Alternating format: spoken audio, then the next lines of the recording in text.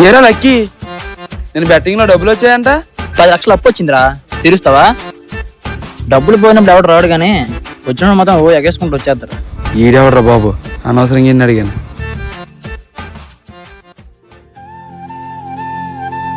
చెల్లమ్మా, చిన్నగా లేచాడమ్మా.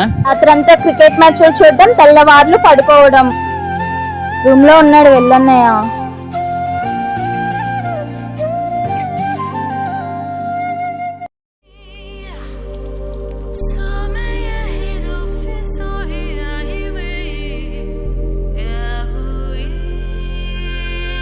రే లెగరా,